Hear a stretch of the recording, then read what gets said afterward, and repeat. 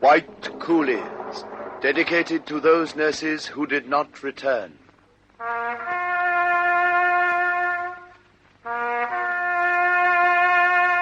Sister Davis.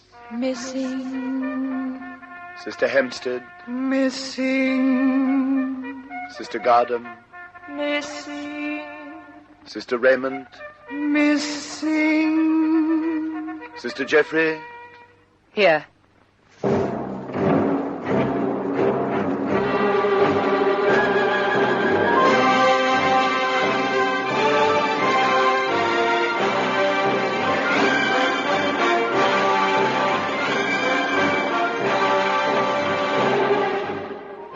After the long and awful march from the Coolie jail to the pier at Muntok, we were herded onto a dreadful old tub of a ship.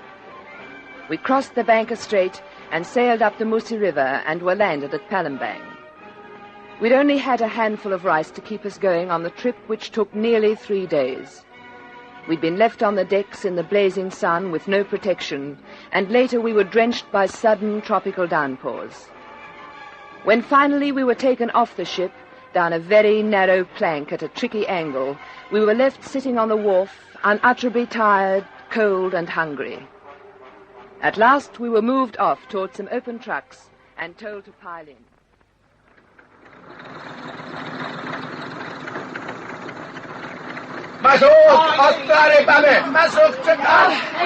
Don't push, I'm being as quick as I can. Stop jabbing at their bayonets would be much quicker. Viv, you get up first and take these bundles. Right. Come on, then. This'll be better than walking.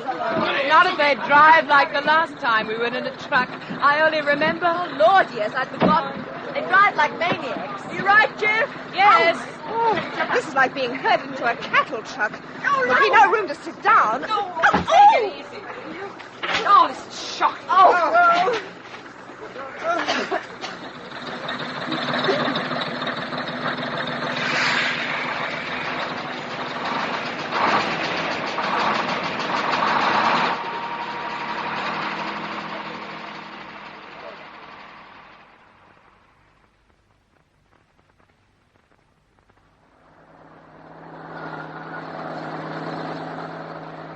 Oh, what crazy drivers! Oh, this speed on these roads is suicide. We're coming to a village. Oh, I hope all the natives get out of the way. They don't stand a chance unless they're nipping on their feet.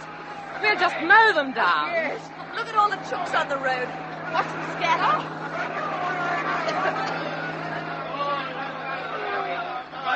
Oh, this is shocking. Oh, they're not very friendly.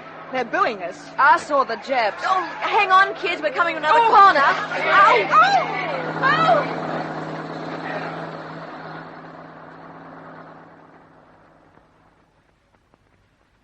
Why we didn't turn over going around corners on that drive, we'll never know. It was nearly impossible to stand up as the truck lurched and skidded all over the road. It was only the fact of us being so tightly packed that kept us from having arms and legs broken. As it was, we were a mass of bruises and abrasions. At last we pulled up at a native school where we were welcomed by British and Dutch servicemen. It was wonderful to see them, and we all heaved very weary sighs of relief when they told us they had a hot meal ready for us.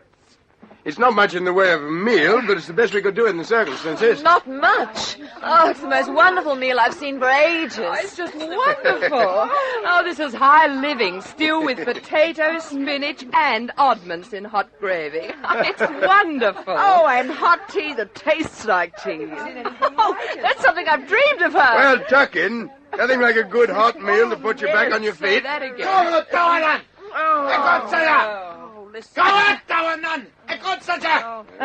Here we go again. Where to now, I wonder? They might at least let us get our meal down in peace. Oh, come on, let's get out of the They're way. probably eh? taking nearly a quarters for the night. In the morning, we'll try and get these little yellow wallers to understand that you're military personnel and should be treated as such. Oh, that'd be a great help. He's at it again. All right, Off you go. We're coming. We were divided into groups of 40 to each room in a dilapidated building with not a stick of furniture. We put ourselves to bed as quickly as we could, lying in rows on the cement floor. It seemed to grind into our poor, tired bones and was very, very cold. An electric light glared in our faces all night long. We never looked like going to sleep with that light and the mosquitoes and children and babies crying. Those poor mothers. In the morning, we were a very odd-looking crowd that stumbled to its feet. Jeff! What's happened to your face? It's all swollen. Oh, so's yours, Viv. What? Your eyes have almost disappeared. What on earth's happened to us? A combination of glaring lights, sun, and no sleep. I must say we do look attractive. It wouldn't surprise me if the Nips took one look at us and quarantined us. Well, I wish they would. At least there wouldn't be so many of us huddled into one room. Good morning, sisters. How did you sleep? Good morning. We didn't. As you can see, we look like wrecks of the Hesperus. And now look here. We're going to try and do something about you. I can't have military personnel treated like this, so I'm going up to see the Jap officers now. I think one or two of you had better accompany me. My name, by the way, is Modin. Air Commodore Modin. Oh, I'm Betty Jeffery. I'd like to come with you, and I think Sister Bullwinkle should come, too. Sure, right. Is that all right with the rest of you kids? Oh, that's okay by me. What about Sister James? As senior sister, should she go with you? Well, she's giving the doctors a hand, trying to do something for the people who are ill. I don't think she'd mind, Jeff. We don't want to waste any time, as I imagine that all the people who came here last night will be moved out again today, and it takes some little time to get anything through the Japanese skull. Well, whenever you're ready, sir. Right, then we'll push on now.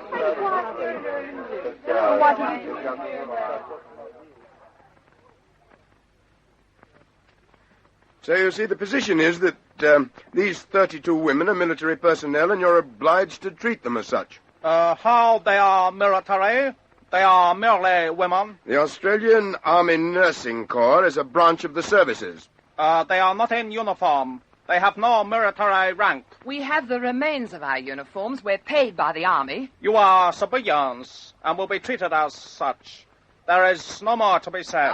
Now, wait a minute. That's ridiculous. The least you could do would be to billet them near the servicemen. There is no more to be said. These women will go with the rest. But look here, you've seen our papers and taken our numbers often enough. Our army numbers. Doesn't that convince you? I said you are civilians and shall go with the others. Kajaba, Amil Tawalam Dilua. But look here. Get out. Come on, then. I'm very sorry, sisters. I'll get some of the other fellows to see if they can do anything, but I'm afraid it's useless. I'm afraid it is. But thanks for trying. Well, we'd better get back and get our things together. Yes, right. I'll let you know if we do any good. I think they're wasting their time, Jeff. Yes, so do I. But at least it gives them something to do. Come on, we'd better hurry. The British servicemen went on trying for hours to get the Japanese to see reason, but it was of no avail, and during the afternoon we were marched away with a very mixed crowd of civilian men, women, and children of all ages and colors. After a long walk, we eventually came to some houses and were told to go inside. We 32 had 2 houses allotted to us. 2 Dutch homes separated our houses from the other people. Well, this is it. Home, sweet home. We'll take this house. 16 of us oughtn't to be too crowded in it. Well, my bunch seem to be heading to the other one. I'll go with them. See you kids later when we've settled in. Okay. There's not much furniture.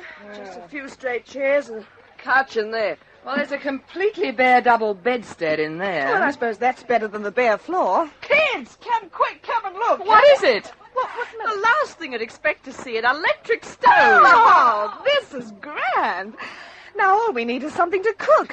Talking about cooking, I'm starving. Well, I'll go out and see if I can find someone to ask about rations. Oh, do that, and we'll start to settle in.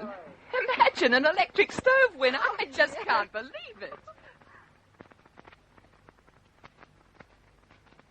I never realized how essential to life a toothbrush could be. You know, it's really fantastic. Yeah. We really haven't got anything between us in the way of simple necessities. I only said that some Dutch people called on their house and brought them some hot soup.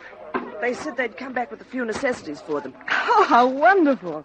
And do you think they'll manage to bring some soap? It's a great help to know we have friends outside the barrier who aren't afraid of the Japanese. It's extraordinary the freedom they're allowed. I I can't understand it. Well, the Dutch who are free are accountants and bookkeepers and things like that. I suppose if things get too hot, and they'll be interned, too. But at the moment, they're most useful where they are. Well, come on, kids. It's time to go and collect our rations. This first 2 weeks haven't been too bad. I hope they keep it up. That sort of spinach stuff's good. Not bad.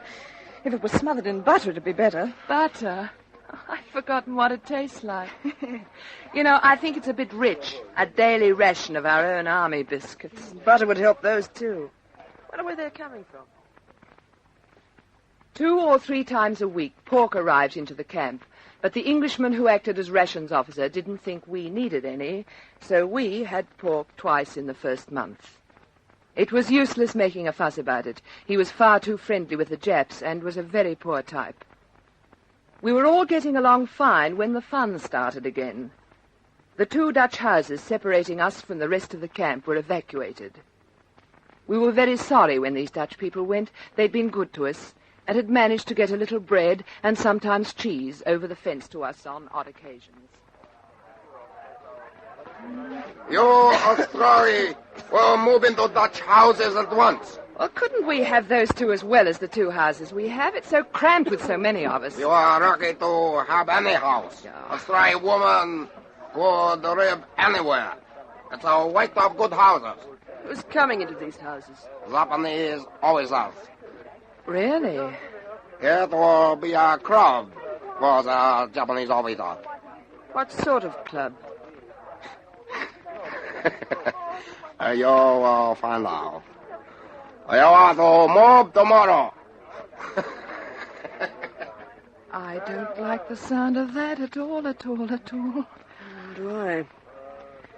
It's bad enough now, but to have an officers' club right next door to us. No, I don't like that a bit.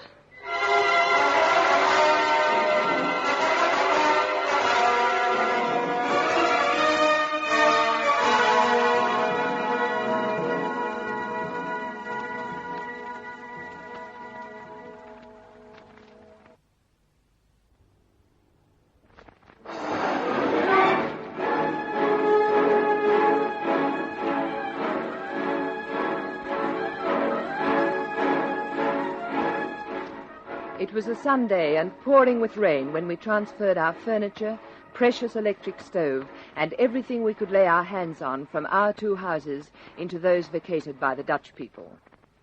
Everything had to be carried out and passed over the fence, then carried into the new house. The teamwork was excellent, 1 person every yard, and everything was passed down the line and installed in our new quarters. How are you kids going? Sister McElnay, I presume. We're doing fine. You know, when we get out of this, I'm going to apply for a job as a furniture mover. Hello, Matt. We've nearly finished. The stove took some moving, but we weren't going to leave it there. Oh, Lord, I feel like a drowned rat. Oh, that's the lot. Oh, how on earth are we going to dry off? I hope the stove didn't get water in the works. Shorty and Hannah are doing their best to join it up, Mac. Oh, yes? Oh, I'm no good as an electrician. What about you, Mac? No. Well, let's go and see how they're getting on. At least we can dry off by it when they get it going. We haven't got much to cook on it tonight. I wonder what it'd be like to sleep on. As long as someone didn't come and turn it on and fry you, it'd probably be better from the floor. Once more, we settled into new premises. It was on Saturday the 14th of March we first heard of the part we were to play in the Officers' Club. Some of us were sitting around playing the inevitable bridge when Jenny came to us. Kids, you heard the news? What news? There are so many wild rumors floating around that I can never keep up with them. What's the latest, Jenny? It's the worst yet. I've just been told why we've been kept next to the Officers' Club. Why? We are to be part of it. Part of it? Jenny, what do you mean? Oh, good heavens, how? We are the entertainment. You don't mean That's that... right, Winnie May. That's just what I do mean. Well, what in the name of goodness will we do? Oh, Dr. McDowell has gone as camp commandant to try and put a stop to it. She said she'd let us know the outcome. Well, why us? Well, I heard about that, too. Our friend, the rations officer, told the Nips that we'd be the best bet, as we're strong and healthy. Somebody ought to strangle that character. Oh, what will we do? I'm darned if I'm going to be a geisha girl. Perhaps Dr. McDowell will be able to stop it. Wake up, Mac. You haven't said a word. Were you asleep or did you hear? Oh, yes. Well, is that all you've got to say? I've never known anyone to be so calm, whatever happens, as you. Well, it's no use getting into a fuss. We'll have just to wait and see what happens. As Jenny says, perhaps Dr. McDowell will put a stop to it. Mac's right. We'll just have to wait and see. We waited all that day and night, our hearts sinking each minute, until next day when Dr. McDowell came to us and told us the news. What's happened, Dr. McDowell? What did they say? I'm afraid the rumor is true. The club opens on Wednesday the 18th, and the Australian girls are to be included in its activities. And if we refuse? If you refuse, the whole camp will go without any rations for 4 days. Looks like there's going to be some hungry people round for a day or two. Well, I can vouch for our people standing behind you, and I feel sure the Dutch will too. But I don't think it will do any good. They're determined to have their way. This is ridiculous. Why did they bother to ask us when all they had to do was knock us down and drag us to their wretched club? We couldn't do anything about it. No, I don't think that's what they want.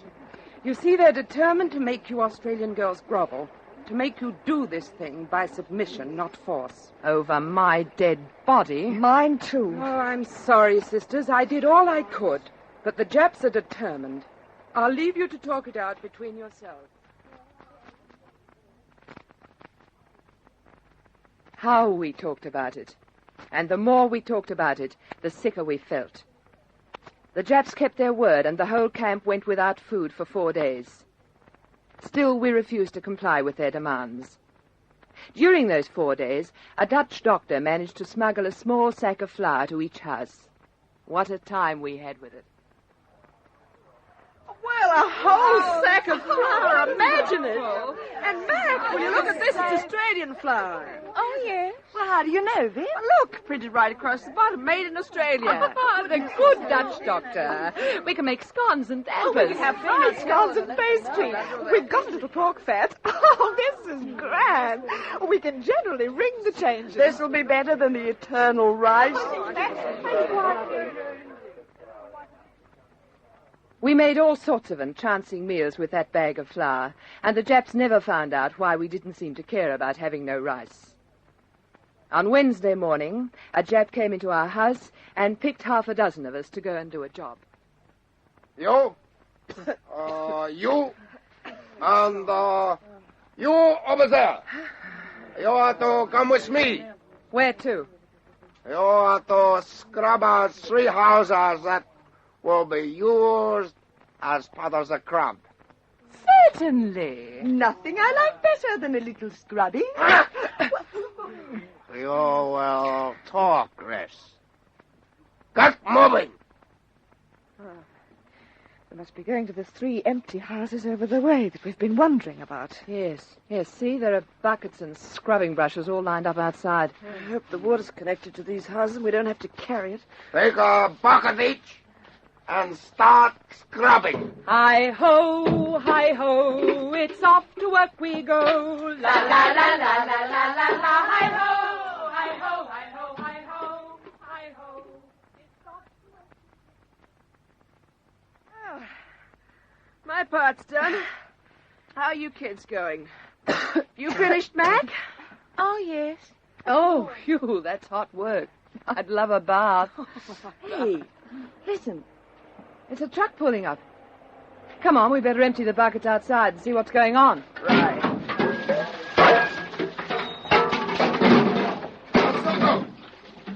It's a truck full of furniture. Tokonogi. It's okay. You, Australia. You are to unload truck. A darned hide. Look, 1, 2, 3, 6 of them, and they're just going to stand around and watch us work. I know. Makes you boil. That's why they do it.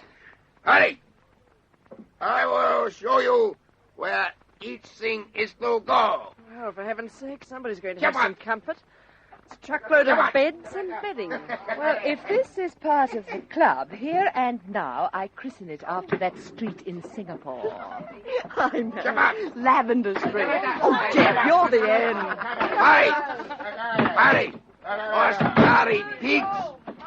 This part of officer's club is to be used tonight. Not by us, little man.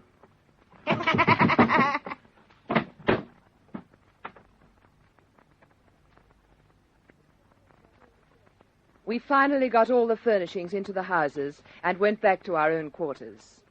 We still didn't know what we were going to do about the situation or what would happen to us when the Japs finally realized that we were determined in our decision.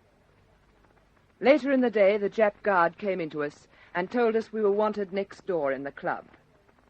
He had a list of our names and called us out one at a time and sent us into the offices. Wynne Davis was the first to go. She returned in about 10 minutes in a fury. She was so furious she could hardly tell us what had happened before another message came, for Sister McElnay this time. Oh, the insufferable little swine! I've never been so furious in my life. What happened, Wynne? Me? You come. Oh, yes. Oh, nothing would give me greater joy than to knock their shaven little heads together till their teeth rattle. But what happened, Wynne? I was led in and stood before a few Japanese officers. They handed me a piece of paper to read. You will read these questions thoroughly and give us your answers. Very well.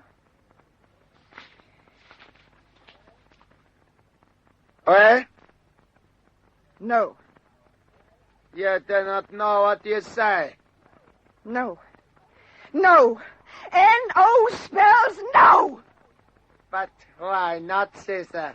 No. You will die then. I'd rather be dead at your feet than do this. Did you hear me? Dead. And I just turned round and walked straight out and back here. Sister Greyot, you come. My turn. Oh, Mac's back. Good luck, Jenny. Yes, good luck. Well, did they give you a paper with questions on it, Mac? Oh, yes. And what did you say, no? Oh, yes. Well, we'll see what happens when we've all been in and see what their next move will be. It'll be a terrible blow to their ego to have 32 women say no. Well, there's nothing to do but wait. Where are the cards? We might as well play bridge to pass the time. As each sister came back from the interview, they'd all said the same thing as Wynne. N-O spelt no. We sat and waited for the next development, and of course this thing had to be thrashed out between us. Some of the opinions expressed were interesting, to say the least of it. The rain started again and kept up a dreary monotone behind our voices. I'll tell you one thing. I'm not going to be a plaything to all and sundry in the Japanese Imperial Army. If the worst comes to the worst, I'll concentrate on the doctor. Here and now, I think we should all swear never to mention it or tell any tales about anyone if and when we're released. You know, I think it might be a jolly good idea to teach them to play cards. It's good, clean fun. Well, what is to be, will be.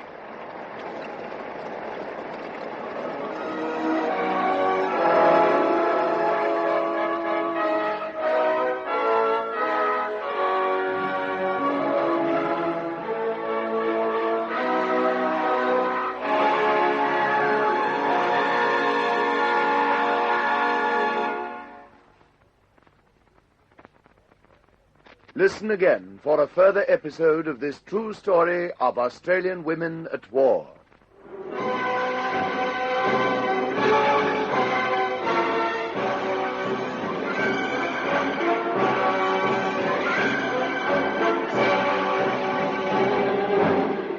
White Coolies is based on the diary written secretly in a Japanese prison camp by Sister Betty Jeffery, especially adapted for radio by Gwen Friend and produced by Fifi Banvard for Australasian Radio Productions.